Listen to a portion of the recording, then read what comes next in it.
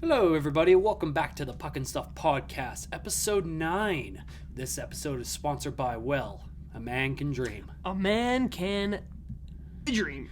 I am so happy to be a Flames fan right now. Man, it is nice. It is the only good thing going on right now. Yeah, It feels like living in Canada right now, nothing else is good happening. But if you're a Flames fan, too much cold weather. Minus 30 is not the greatest thing. We can't do nothing in minus 30. You can't even go skating because the ODRs won't be flooded, and It's too cold to do that. And you can't really go outside without having a little icicle mustache or an icicle beard or whatever. However, with it being so cold outside, we were able to watch some Flames games from inside, and we can also record from inside. So there is some upsides to how cold it is outside, but it still sucks. Baby.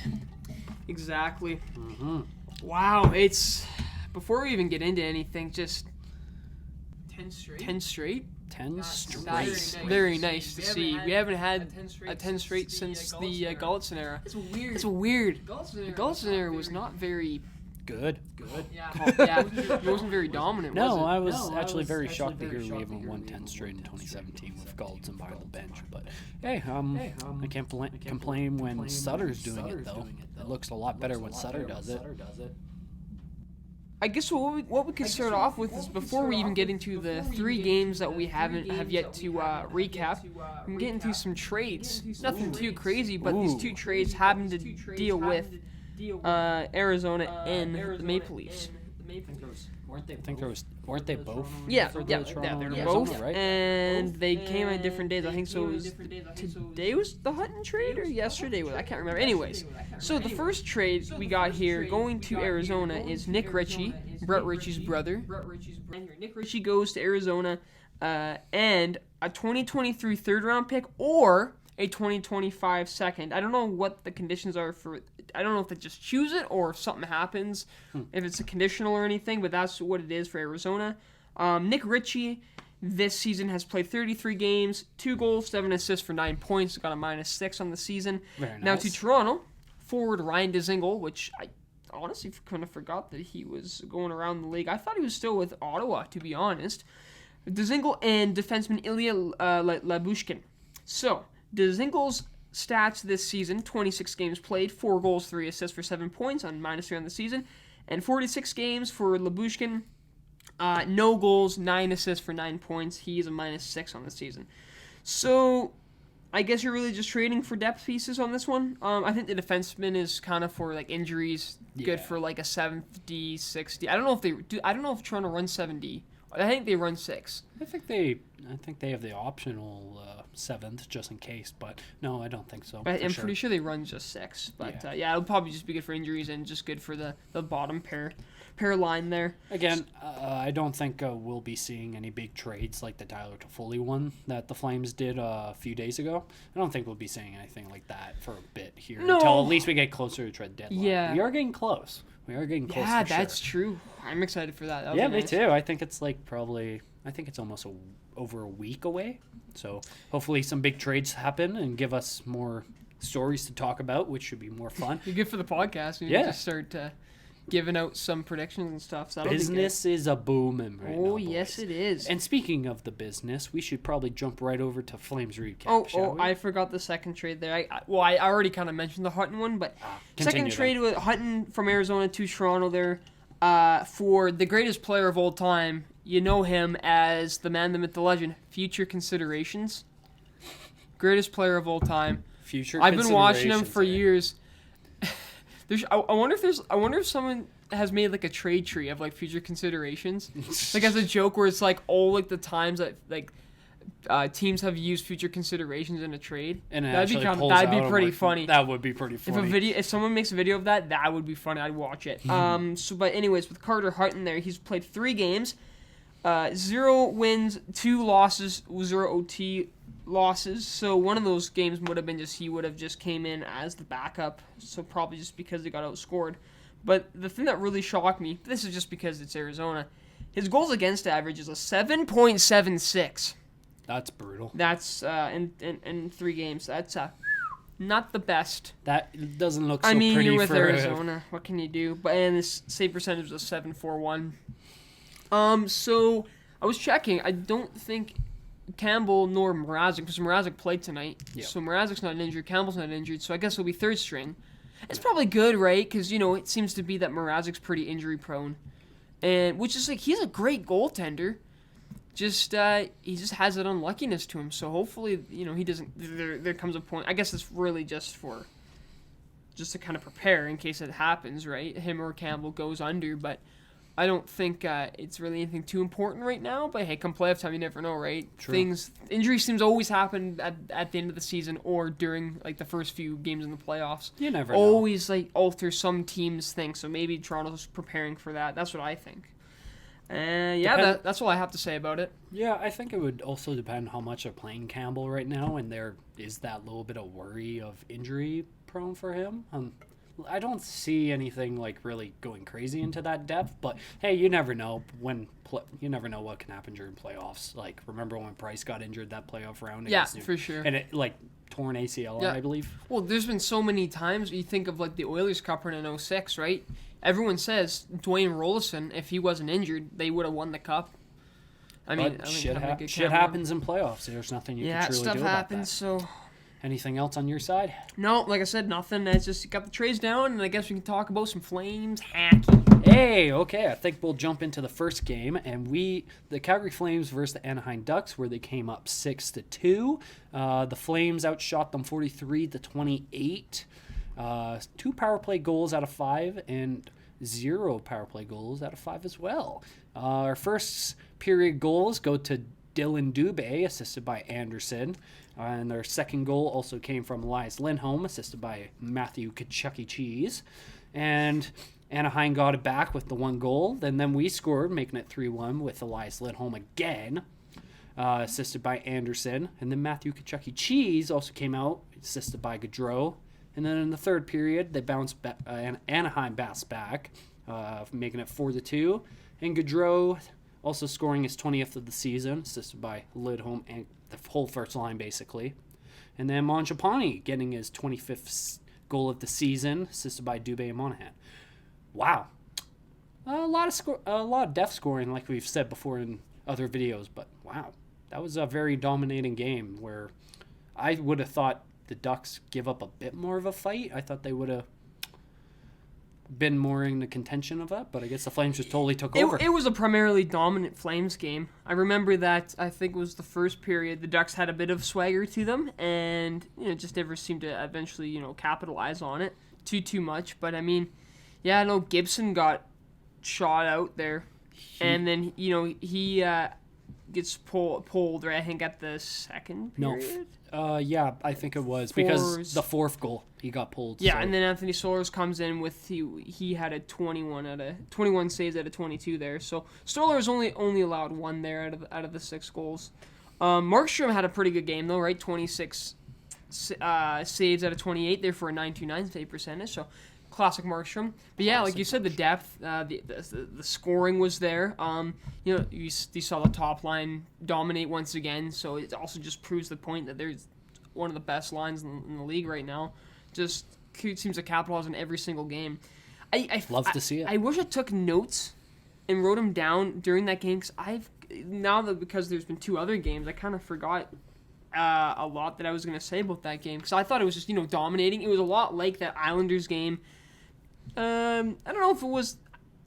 Yes, it was a lot like I would say like the Islanders game and that Columbus game beforehand. It was just a dominating win, a good fashion, and I didn't really see anything with that. I think this game started to show that our power play hasn't really capitalized too much recently. Which of course is being overshadowed by the fact that we're winning games, right? At the end of the game, you're winning games. But it doesn't seem to be too much of a problem yet. But could be a problem maybe later in the season. Yeah, right? That's very true. Again, I don't see us having one of the worst power plays in the league so far. I think we're in the middle. I think we're 11th last time I checked, yeah. Yeah, we're obviously in the middle of the pack for power plays, but we also have very dominating penalty kills. So yeah. I'm not crazy worried. If we can improve that, it would be great for more scoring, obviously, but we do so well on it 5-on-5. I'm not crazy worried. Yeah, 100%. The 5-on-5s has been absolutely dominating the past few games. These next 2 games we'll talk about, of course, were lower scoring games, so there's more to that. Yeah. But the majority of these games, you're finally getting depth scoring, which is what you need. 100%. You're getting everyone is contributing. Love to see And it. everyone's playing a 200-foot game. Yep. Which is just beautiful. I Almost. love Sutter hockey. Yeah, we're like, lately I've been noticing we're finally playing a lot of 60-minute games for once, and that was one issue the Flames had for a lot of years, and no one would play a full 60-minute game. But lately this 10-game winning streak has kind of proven, hey, we've played a lot more than just like 2 periods. They probably played a lot more, so I'm happy to see.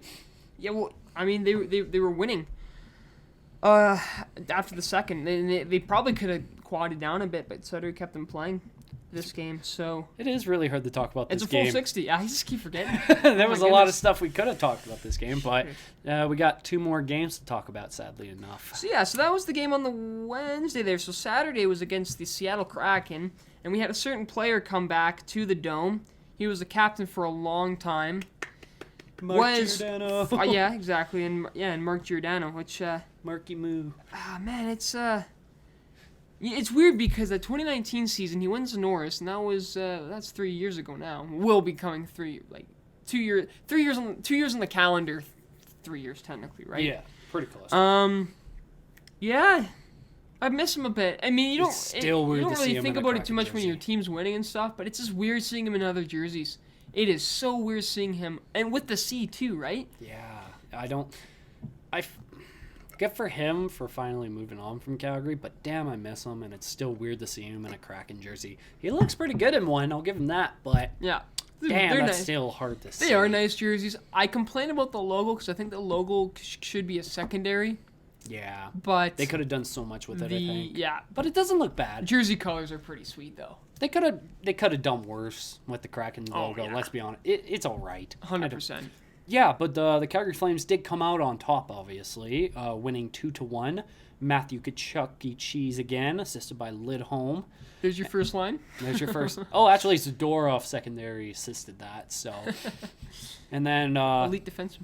In the first period, the Kraken came back right after that. No goals in the second period. And in the third, the take us to the win is Elias Lindholm, again, assisted by Chris Tanev and Tkachuk.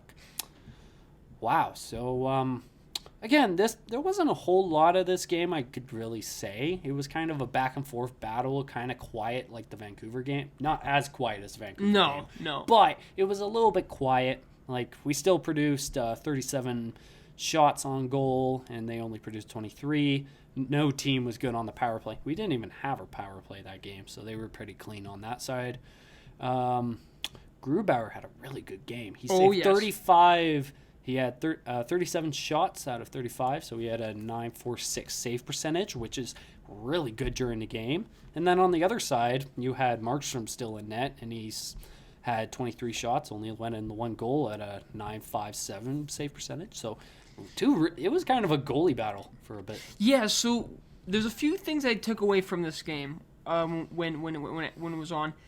The one of it was a grittier game. Yeah. So there could be, Seattle and Vancouver seems to be, that's going to be the rivalry, but there was some grittiness to this game. Gio was still playing competitive, and that was really nice to see, right? So it was a tougher game.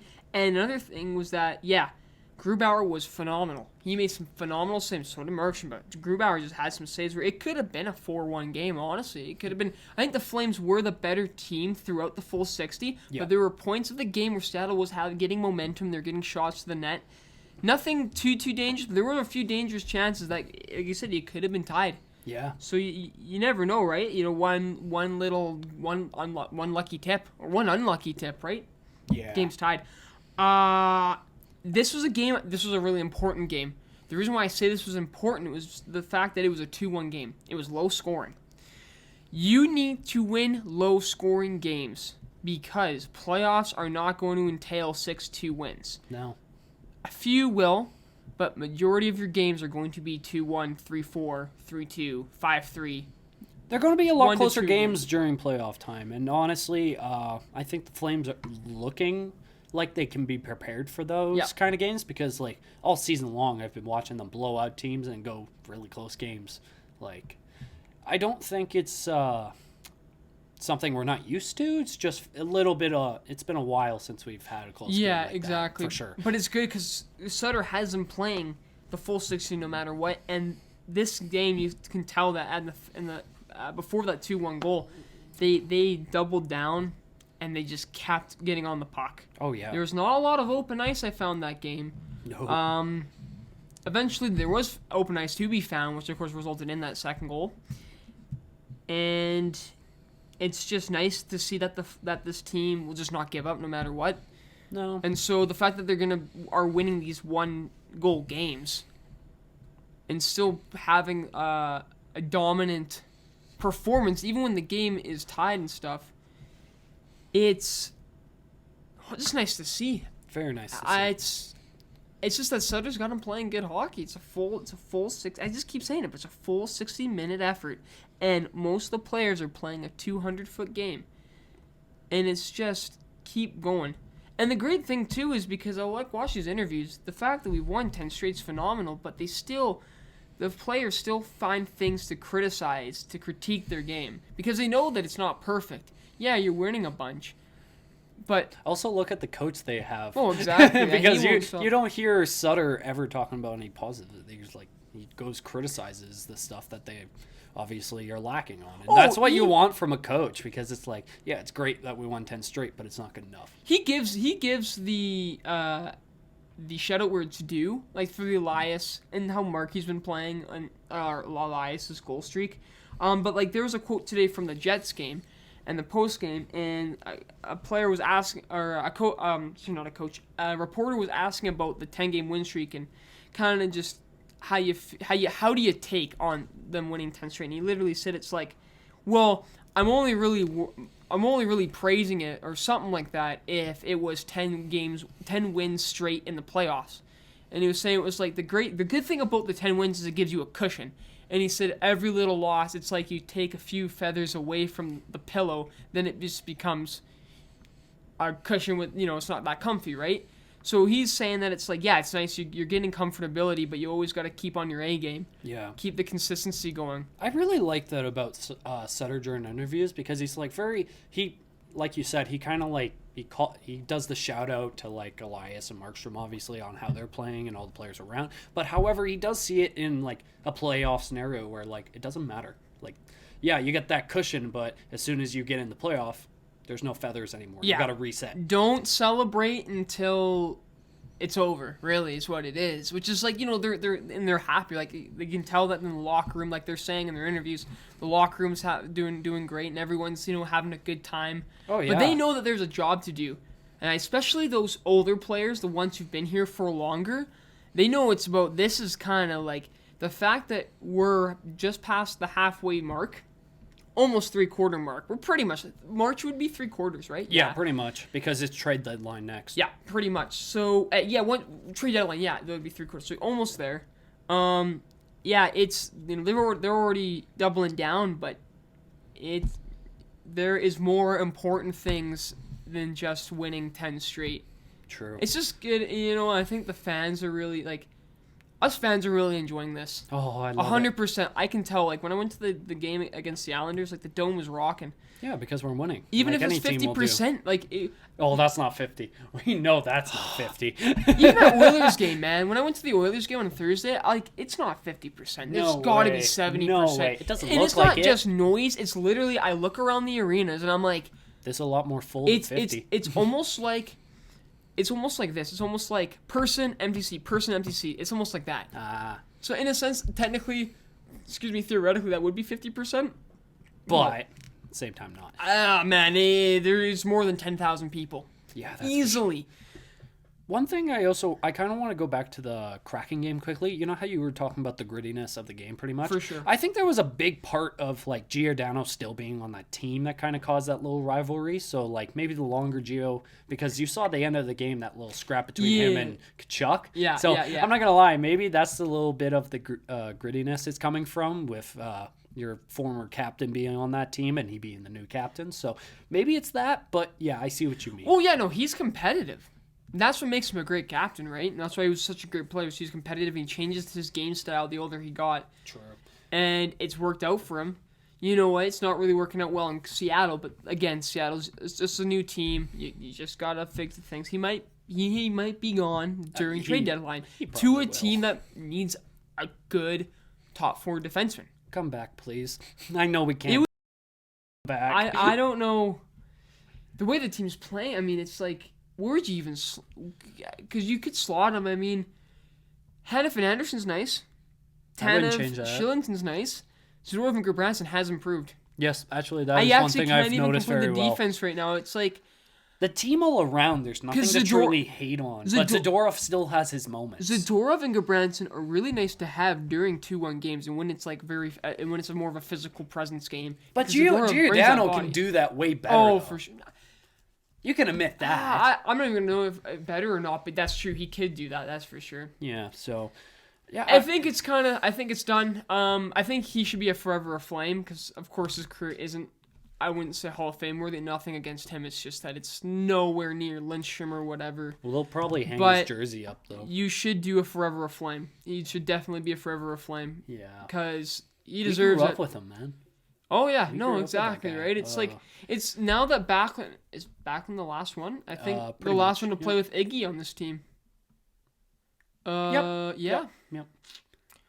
That's technically weird. Lucic did play with them, and technically Lucic Toffoli would have too. I think because I think you still would have because been he went with to LA. the Kings, and then he played with Lucic on Boston, I believe. Because he was still with them. So maybe, but in the sense of them playing with Iggy in Calgary, I think Backlund's the last one. Damn, which is and he might be. Unfortunate. There might be that time he's gone next season too. That's hard to think of. But what's crazy is that we talk about that was the last generation, but the fact that the Gaudreau Monahan era is about to be the last generation, like it's coming up. It's coming. Not saying that it's gonna end any like right now or even next season or whatever, but it's at the point of the end because of just, once they're in their prime. But the thing was, once you're in their prime, things start to change, right? Because you stop talking about, they're young, give it time. Then it's like, certain factors get to change, kind of dictate where their career goes, especially things in personal life, right? You have a family, so maybe even life factors even incorporate into that, right? So there's a lot of things that cooperate. Yeah, pretty crazy. But yeah, I don't have much more to say about this Kraken game. It was it should probably have been such a low-scoring game, but we still took the win at the end of the day. So it's just good you're winning in more ways than one. It's good you're winning high games. It's good you're winning high-scoring games. It's good you're winning low-scoring games. Yeah, it's very cannot useful. complain about that at all. And we've won a comeback or two. So the Dallas game, right? So we're finding ways to win. Good teams find ways to win. You've heard that 100 times this season. Cannot complain. Exactly. So before we go on to the last game here. I was going to throw some stats there for Mark Giordano with the Flames. So during his tenure with the Flames there, he scored 143 goals with 366 assists for 509 points. Not bad at all. And his plus-minus was a 101. So he was consistent with this team. And he was. Like we always complained about certain things. It's probably mainly TJ Brody. It was never Gio. It was always TJ Brody we complained about. But it's nothing even against Brody. I think Brody had upside to his game too. I just don't think he was ever played correctly. I think it was the right decision. Coaches thinks things are different, but it's just a different time, and you move on, and it's just, it's just weird, right? Because Ejiro was on this team for years upon years. It's like us being in for grade all school. of his career, basically. When we were in grade school, right? Yeah. So it ends around the time that you're out of grade school. So it's weird. Now we're adults now. Great. Loving that. But any last words for Gio? Other than thank you so much for, as much as Calgary never had a crazy amount of success, thank you for all the great times because there were some good moments in the Flames past 10, 15 years. And Gio was a part of a lot of it, and he caused a lot of it. True. He was loyal, and he did a lot for the community, and I think the Calgary community really respects him for that. Yeah. And just as a player, right? Best of luck. I really hope he can, go to a team that has some playoff success. He deserves it. He does. He's someone who deserves to have that cup ring. Like, not even just as a player and as a person, just how he is and how long he's been in the league. There's so many players that don't win cups that deserve it too, right? And I just hope he's not one of them. I hope he goes to a team and he just succeeds. Go to Florida. Because they're probably winning this year. Yeah, probably. Hey, you never know if it's playoffs. It Exactly, could be a wild right? card team that wins it. But anyways, we're going to jump into our very last game, and it just happened later today. We versed the Winnipeg Jets, and we came out 3-1. The first period, there was no goals. In the second, it was Sean Monahan finally putting up some points, assisted by Manjapani and Noah Hannafin, with Winnipeg bouncing back in the same period. In the third period, we had Elias Lindholm keep up his goal streak. Woo-hoo! What is he at now? So, 8 straight. He ties a Flames franchise record.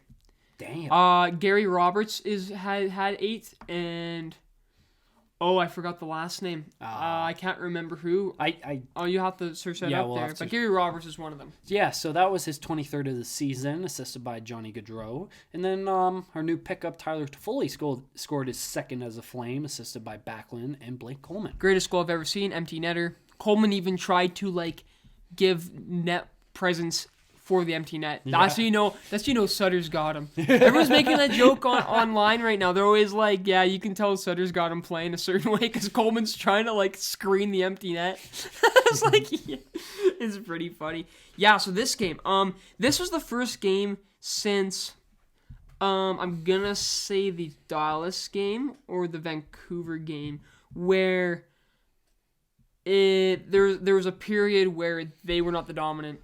As much as we keep saying, Flames are the more dominant team and stuff, no, it's not because of bias. This is literally how it was. Second period, that was the Jets team. Yeah. Hellebuck started to light it up at the end too, which is very Hellebuck of him because he's an elite goaltender and he will have a bounce back season after this, even though it's not going too crazy this year for them. Well, he quickly before you continue, yeah. He did with 30 shots, he did save 28 with a 9.33. 9.33. That's pretty darn good. And then you also have Markstrom on the other side with 23 shots and 22 saves for a 9.57. Oh, so percentage. 2 straight games, the 9.5 save percentage is not bad. He's still playing great. I love to see it. Of course, man. Markstrom just...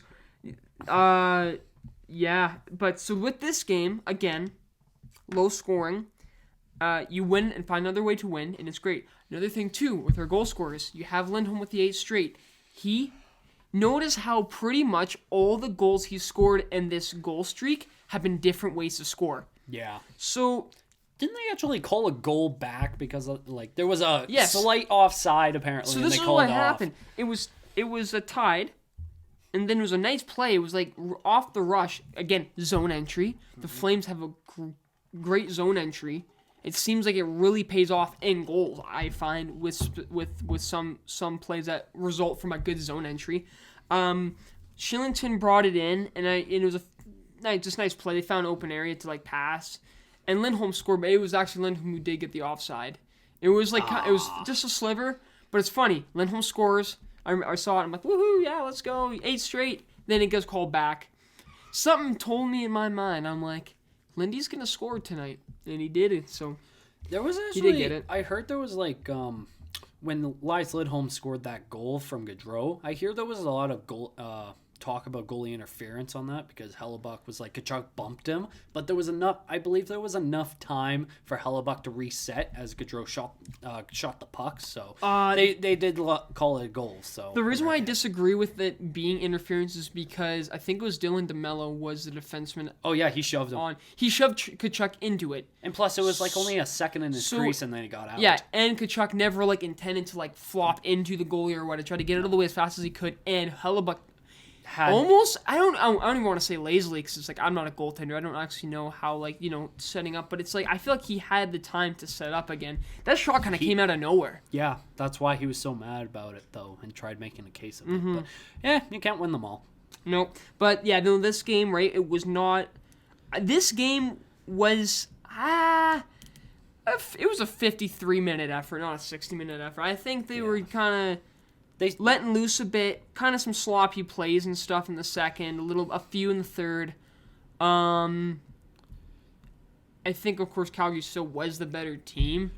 Winnipeg had a few of those bad, the game winner goal by Lindholm was a giveaway. I think it was by Nate Schmidt. So But Winnipeg overall this year has been a really weird team. Like we mentioned it a few episodes ago when we were talking about some of the Canadian teams. Like Winnipeg doesn't look like a terrible team on paper. It's just like when you look at their defense, they only truly have Nate Schmidt back there as a truly lethal defenseman. And obviously you still have Hellebuck, which Morrissey, I believe think, is is still underrated. I just think Morrissey's having a down year. I think it's just the team's having down years with the addition of a few injuries. Yeah, that's very true as well. Like, I would also put that into perspective.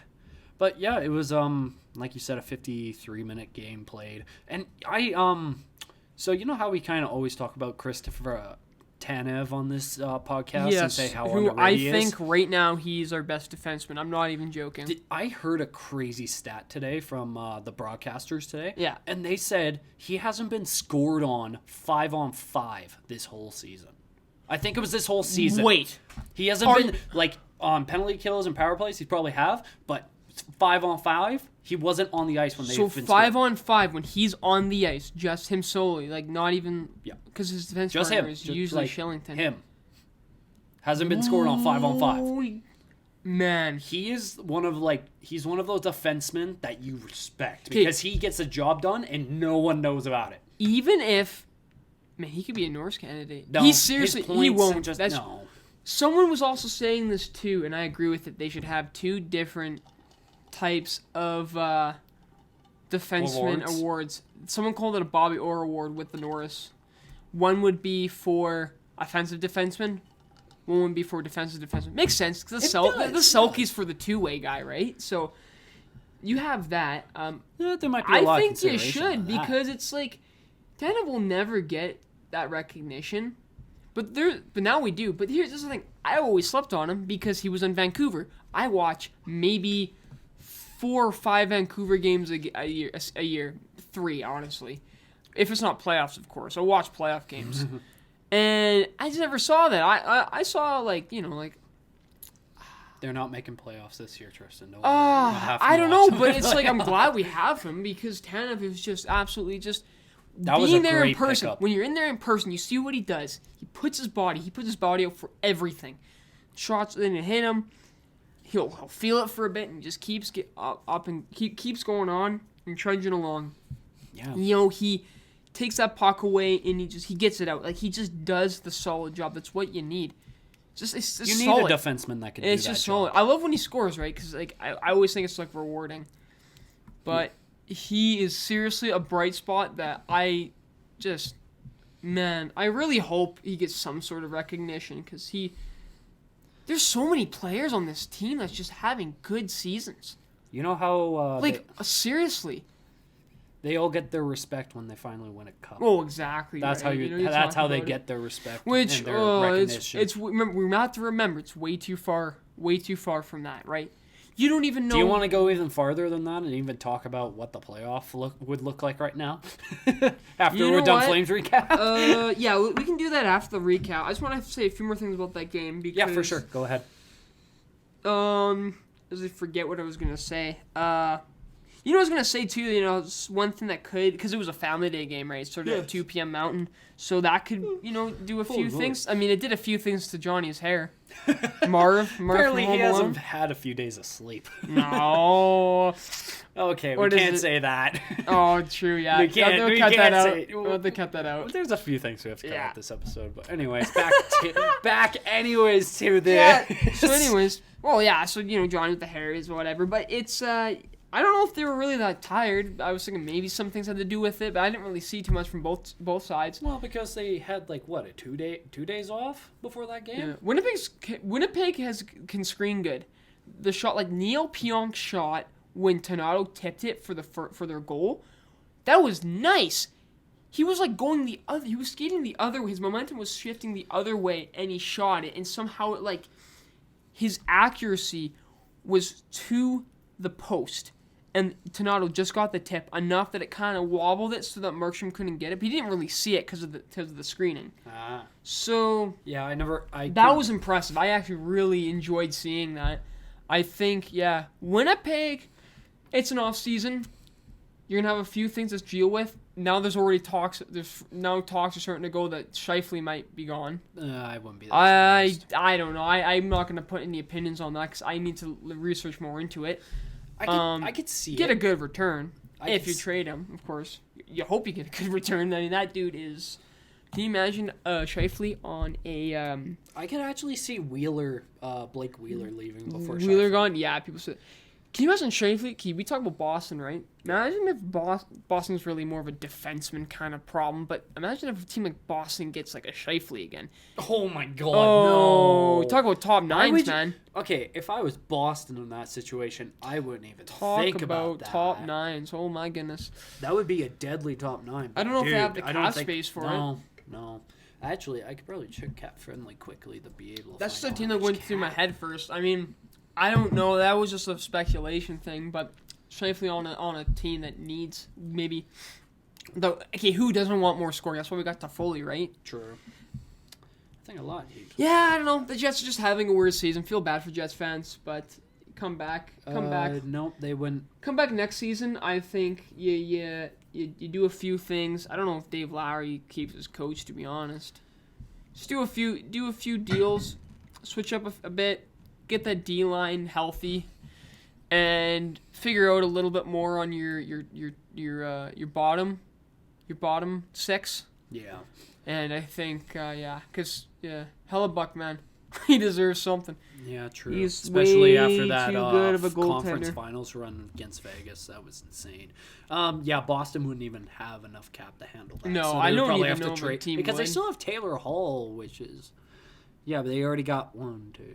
They got like 4 players that are getting paid over $6 million on this team, which- and then That's something to have, talk about. The fact that you have Bergeron, Marchand, and Pasternak at friendly contracts. What are their contracts? Bergeron has a $6.8 million contract for this is his last year, I believe. Ooh, Boston's. And then Pasternak has 2 more years. Marchand has What's Pasternak's cap hit? 6.6. 6.6. Okay, so they're 2 all years. about the 6. And then Marchand is 6.1 for 4 more years, and then Taylor Hall is $6 million for 4 years. Those are all friendly, but this season, Marchand should have like 6 point, have the highest cap hit in my opinion. Holy shit! It's crazy, right? They're playing. Boston's gonna have some stuff to deal with. They might be in cap hell for a little bit. Yeah, it's like they're for their defense. They only have McAvoy. Holy cow! Oh, that's why they put. So Charlie McAvoy this year He was he's on a paid 8, right? He's on a 4.9 for this year, and that Why did I ended. see- And then they extended him to a $9.5 million I contract forgot it was for that. 5 Yeah, years. I remember because we were talking about this in the offseason because of the Seth Jones thing, and this is what kind Yeah. of sparked the Seth Jones caused the market inflation to defensemen. People are saying that with the Toffoli trade that people are gonna start overpaying for secondary scoring, which I don't care. I don't think it was. I don't think it's an overpay because Flames got what they needed, and the Habs got what they needed. Right? I think it's a good return on investment. Well, because we did. Well, I guess you don't really know that until everything pans out. But in the sense of just the trade and how it is, I don't think you overpay because you're getting both teams are getting what they want. Well, the Flames got probably a 30 to 40 point player out of that, and you only gave up Tyler Pickett. With this team, you gave off no one off the main lines. Mm-hmm. You got rid of a prospect, and a first round pick. If you're planning on going deep, you don't need the first round pick, and we already got a tons of prospect you're wingers in that look win- way better than him. You're in win now. It doesn't matter that we haven't won anything in how many years. It is literally win now because you have contracts on the line. Yeah, exactly. Because like Gaudreau, like we talked about before, Gaudreau and all them, there's a lot of stuff we have to sign. So I still think it was a great trade to make. And yeah, it is for the trade deadline. It is going to make a lot of people pay a bit more for a depth scoring player like Tyler Toffoli or more. But It gives us more memes, though, you know? Like, Oh, I'm yeah. excited to see which GM is going to overpay for absolute nothing. we should literally do our first live on an NHL trade. That's a good idea. That's a thought. That's a thought to have. So if you guys are willing to wake up that early and listen to trade deadline. Wait, what day is it on? March 21st, so we're a month away. Is today the 21st? Yes, it is. Yeah, for a month Exactly away. a month away. That's great. I'm excited. Okay, now I'm really curious. I am very what excited day for it that. is. So that is something to plan out. But anyways, Tristan, we're still recording, and We were going to talk about as well after this. Before recap, before we talk about the playoff picture, let's quickly do a quick preview of the Canucks game that's on Thursday and the Wild game that's at home on Saturday. Right. What do you think? Do you have any opinions on anything? Any concerns, quandaries, queries? So for concerns, I have really none. This team has been playing perfect for 10 games, and their record is showing it. And obviously, you're versing a team like Vancouver, and they haven't done so well lately. But however, I don't think this is the time to kind of undermine anyone, especially with how you've been playing. I don't think you can undermine Vancouver. No. They have scoring ability, and they have goaltender ability. Thatcher Demko could literally steal this game. Again, last time we played, it was a slow game, and the only reason we won is because Gaudreau went down and scored with 30 seconds into OT, but it might be a closer game. So, yeah, so the last 10 games, the Flames have won their last 10 games. Vancouver is 5-3-2 in their last one. We won 1-0, obviously. Again, I could see us winning. I could truly see us losing. Like, if we just keep playing how we've been playing, I think we're gold mine. Yeah. Same against, I think Minnesota as well will also be a really tough game to go against, because if we look at Minnesota right now, they've been kind of on a tear. Their last 10 games, they're 7-3, and we haven't played them this season, surprisingly enough. We have not. I'm excited. This is going to be the first time. I do want to see this team looks good. Yeah, so for me, the Vegas, the Canucks game, you're away, so you're off the home stretch. You will be rested. 3 days off, I believe. Excuse me. They're wearing their black skate Canucks jerseys, so maybe that has some curse. I don't know. Who knows? But in reality, exactly. I think you're right. You play the way you've been playing. You get down, play a gritty game, because it's always kind of a grittier game with Vancouver. Yeah, I think you got it in the bag. Rival. Prepare for a goaltender match for sure. I think you just need to outscore them and literally just make sure that your puck possession is higher in time than Vancouver's. Do you think Sutter makes the decision to sit out Markstrom against Vancouver and ready him up against the Wild, or do you think he plays them both? No, Markstrom's playing both. 100% he is. Actually, that wouldn't be surprising to me. It's just gonna. I mean, I'm okay with it as long as nothing. Wait. Whatever. So after the Saturday game against Minnesota, we play them again on Thursday, March 1st. I didn't know that. That was because that was another thing I was gonna add. Sutter made a good point as well in the post game today, was that these games, the 7-game home stretch, I think all of them were rescheduled because of the COVID break. Oh, right. So isn't that amazing that we won that? I don't know. I think there's a lot of things that show upside. Back to the Vancouver game. Yeah, so I think, you know what? You're bound to lose. I hope we win, so we beat the winning streak. Yeah. And it would be nice to win these 2 games because you win all of February. If you win an entire month, that's pretty impressive, right? Very. But I think these will be the toughest games of the month for us, in my opinion. I think it's I don't know. That's how I feel.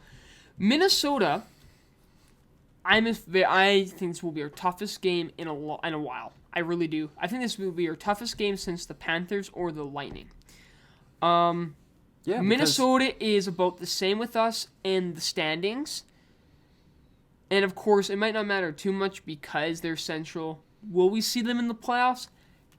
Who knows? Who knows, right? But with this Kaprizov, with a new superstar in their team, and a very, very confident and healthy and dominant right now, Cam Talbot, who is not Vezina candidate, but he's close. I think he's close this season. He's up there a top 10. Talbot deserves to have a 1A spot on a team, and he's getting it, and he's proving himself. They have decent defense pairings. I think Spurgeon is good on the run there. But comparing it to Calgary, though. I mean, I think on paper we're a better team, but Seattle, the way the Wild have been playing this season, excuse you, it's going to be a tough game. I'm excited to see it because that will be good. I think these teams are evenly matched. I think these teams play similar styles too. So that'll be fun. I'm excited for these two games, but I think the Wild game is going to be the more like, whoa, pretty exciting game. Oh, yeah, I can't wait for that one. But I think that'll wrap up Flames recap for this week until we come back to a next episode. Tristan, would you like to just take a quick dive before we wrap up into what the playoffs would look like? Yes, I want to see if there's anything intriguing that would come out if we were to stop the season play playoffs right now. All right, so if we started the playoffs today in the Eastern Conference, the first matchup would be between Florida would be against the second wild card Boston Bruins. The Carolina Hurricanes would be against the Washington Capitals. Okay. And then we got Tampa Bay versus Toronto. Excited. That'd actually be a good game. Seriously. Yeah, actually. For real, that would be a good series. That would go That'd to be 7. gritty. That would go to 7. That would easily go to 7. And then in Metropolitan, we would have Pittsburgh versus the Rangers, which should be interesting. I also really like that. The East looks so, for playoffs, the East looks so good because all of these teams look like playoff caliber teams. Like, even with Boston and Washington down there, they still had a great start to the season. And obviously they slowed down a bit, but they still have that playoff The caliber. East is so dominant. I always ask this to myself. It's scary. Because it seems like the East is always... I could see all You know these what's teams really making weird? it. The East is usually more dominant than the West every season, yeah. but the West seems to always pull off a cup win. Not like last year, of course. No, not like last year. Or the year before. But St. Louis is in the Western Conference, right? Yeah. So they win in 2019. 18 was the Caps, of course. 17 was Pittsburgh. 16 I'm happy was the Pittsburgh. West didn't win that year. But you have Chicago and LA, right? True. There's always like those one or two dominant teams in the West. The East is the better conference, and I think there's more exciting games in the Eastern Conference. Playoffs are always nice to watch, though. Even whatever team is like playing. Oh yeah, I love playoff hockey so much. I could watch every playoff game because of how good playoff hockey is. That is why I'm excited to, because I'll be able to watch the Panthers play. And as much as we all joke on the Lightning are a phenomenal team. There's a reason why they've won 2 Stanley Cups. You know? And watching teams like the Panthers, the Avs, the Hurricanes, and the Rangers. I mean, of course, you can add in like Pittsburgh and all that, but those teams, it's a treat to watch. Yeah. It is a treat to watch. It should be I think, to be honest, for the East, I think all these teams will be in the playoffs, but I think it'll just keep getting switched over the next probably 2 months before playoffs. Like, out of all the teams I just announced right now, I don't see really another contender coming up into the playoffs. What about second wild card? Because I know Boston's because they won against Colorado today, so you know. Boston has 62 points, and right behind them, the closest is Detroit with 52, and they have 1 game ahead of them. So it's not because like Boston is 29 and 17 in wins and losses. Detroit is 23 and 22, so they're almost 500. So you think it most likely will be solidified already? Yeah, for the East, just switch out like certain teams and certain standings. Yeah. But however, for the West, it's a totally different scenario. The West will literally go to like the final game of the season, in my opinion. So obviously we have Colorado. They've won 50 games, dude. So the Flames are first in the Pacific. Good. They have played 49 games. They have 66 points. Colorado's played 50 and they have 76. They're a whole 10 points ahead of us. How many? Wait, what's the game difference? They've played 1 more game than us. Yeah, that's something. That is insane. That is something. But at the same time, you put Calgary in any other division, they're still up there. Yeah. So right now, if playoffs started for the Western Conference, it would be Colorado versus Los Angeles, Calgary versus Nashville, Vegas versus Edmonton, and Minnesota versus St. Louis. Minnesota-St. Louis would be fun to watch. Oh, that would be so fun. I could see that being a gritty 7-gamer, just because Minnesota to me is the better team through just how they've been playing this season. But St. Louis, man, Berube's got them on some stuff, eh? And Ville Husso is looking pretty confident to be a starter for a while. True. Can I also say, before we continue on the rest of the teams, so right behind Nashville and Los Angeles for like those wild card spots. You have Anaheim still. You still have Dallas, and Winnipeg and Vancouver are still kind of in it, but they're a little bit farther. You said 4 teams? Yeah. That is man. Yeah, that's what I mean. I'm pretty sure the East is already solidified of who's making playoffs, but the West, it could go anywhere between that wild card. Well, even for leaders, I think it's given that Colorado wins the West. Edmonton might even Calgary is 2 games. They're 2 games one game behind Vegas. Or actually 2 games behind Vegas and 1 game behind Edmonton and everyone else. Basically. So we have, 4 points. But in Vegas could even take top spot at the end of the season. Who knows? So you could even have a Battle of Alberta, which would be weird. It depends because Edmonton. I couldn't see it. I just can't ever see the Oilers and Flames making. Los Angeles and Edmonton right now are basically at a dead front tie because they both played 50 games and they're both tied for 49 points. Who's got the more wins out of the OT losses? Like who's won more? Who's won more OTs? Like who's more in the win column? No, sorry, who's more in the win column? Edmonton with 23. Los Angeles has 7 OT wins, and Edmonton only has 3.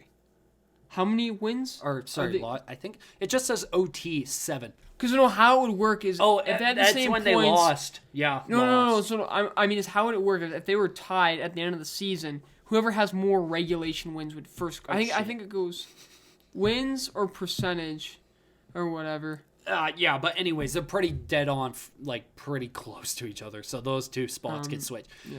No, so Nashville probably clinches the first wild card spot unless Dallas comes out of nowhere. But that 3rd spot or that 2nd spot can go anywhere basically.